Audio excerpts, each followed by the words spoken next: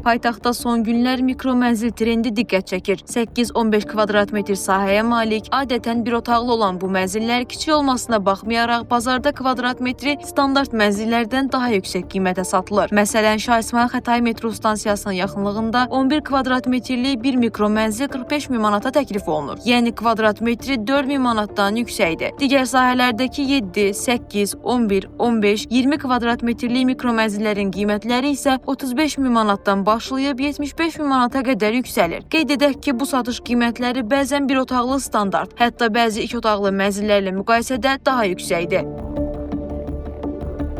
Bəzi studiya mənzillər bazar dəyərini hesablayanda onların kvadrat metrin qiyməti digər alternativ mənzillərdən dəfələrcə baha satılır. Likvidliyi nəzərə alaraq ki, likvidlik yüksəkdir, tələbat yüksəkdir. Həmin mənzillərin layihələndirmə məsələsinə əslində keçmişdə studiya mənzillər demək olar ki, bizim tikinti layihələrində nadir hallarla rast gəlirmiş. Son illər ərzində bizdə bu kimi tendensiya yaranıbdır. Son 5-6 il ərzində. Ondan qabaq bu kimi bir otaqlı studiya mənzilləri olması çox nadir hallar olurdu. Zaten tikinti şirkətləri bir mənzil dedikdə bir qonaq yataq otağı ayrıca, mətbəx sahəsi isə ayrıca şəkildə layihələndirildilər.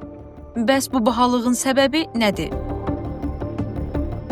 İlk növbədə onu qeyd edim ki, kiçik sahəli mənzillərin 1 kvadrat metrinə sərf olunan təmir, işçi qüvvəsi xərcləri digərlərinə nisbətən daha yüksək olur və bu da təbii ki, həmin mənzillərin bazara təklif qiymətinin artımına səbəb olur. Kiçik sahəli mənzillər hal-hazırda bazarda 4000 manatdan başlayır və 5000-5500 manata qədər təklif edilir və bu da təbii ki, ondan irəli gəlir ki, mənzillərin təkcə yaşayış sahəsi yox, onun köməkçi sahələri mövcuddur. Mənzildə istifadə olunan bir sıra qurğular var ki, onlar böyük mənzillərdə dəyərdə ifadə olunur, kiçik mənzillərdə isə dəyərin tərkib hissəsi olaraq çıxış edir və avtomatik olaraq qiymət artımına səbəb olur. Yəni, tutaq ki, hər hansı bir böyük sahəli mənzildə sanitar qovşağın təşkil olunması 3000 manat və yaxud da ki, 5000 manat xərc tələb edirsə, kiçik mənzildə də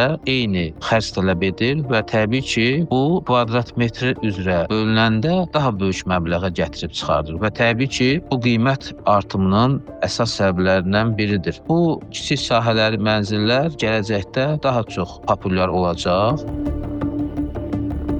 Ümumiyyətlə, ev bazarında qiymətlərin müəyyənləşdirilməsində hər hansı tənzimləmə mövcud deyil. Mənzil qiymətləri də, obyekt qiymətləri də, torpaq qiymətləri də bazar şərtləri çərçivəsində formalaşır və qiymətlərin formalaşmasında da xüsusi bir nəzarət qurumu yoxdur, heç olmamalıdır. Kiçik kvadrata malik, kiçik sahəyə malik evlərin kvadrat qiymətinin yüksək olmasının əsas səbəbi də əlçatanlığa görədir. Çünki böyük həcmli, böyük kvadrat, böyük sahəyə malik olan evlərin qiyməti yüksək olduğuna görə orada likvidlik aşağıdır. Ona görə də orada qiymətlər kvadrata görə daha aşağı müəyyənləşmiş olur. Amma aşağı kvadratlı evlərin alqı-satqısı daha çox getdiyinə görə kvadrat ölçüsündə aşağı kvadratlı mənzillər daha baha satılır. Amma qiymətin nə cür təklif edilməsi və yaxud da hansı qiymətə bazarda, hansı saytda elan edilməsi, bu kimi məsələlərə gələndə burada hər hansı bir tənzimləmə yoxdur.